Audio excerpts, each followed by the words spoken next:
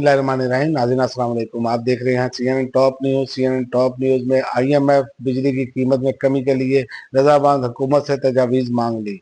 हुकूमत की बैनुल अक़वामी मालियाती फ़ंड को गर्दशी कर्ज 6 साल के मुकर्रर अदब से कबल ही ख़त्म करने की यकीन दहानी और इसके अलावा सिक्योरिटी फोर्सेज की कुर्क में कार्रवाई। 17 ख्वारिज हलाक। कुर्क के थाना शाह सलीम के इलाके में सिक्योरिटी फोर्सेज और पुलिस ने फितनतुल खारिज के खिलाफ इंटेलिजेंस बेस्ड ऑपरेशन किया। गिरोह को बाकायदा मनसूबा बंदी के तहत घेरे में लिया और इंतहाई महारत से इन्हें निशाना बनाया गया।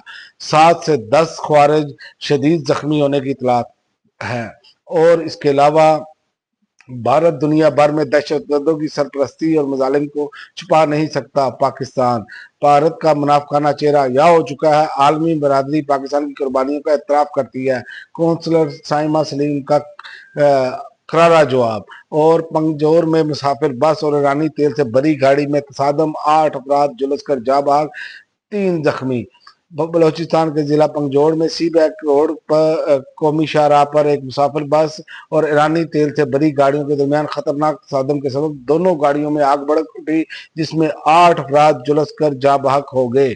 और इसके अलावा PTI का भरपूर पावर शो पेशावर में और अवाम का जमे गफीर उमड़ आया।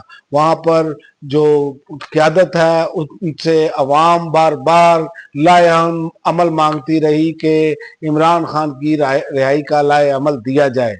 और इसके अलावा अली शराब बरामद केस, वज़ीर आला खैबर पख्तूनख्वा अली मीन गंडापुर के वारंट गिरफ्तारी बरकरार।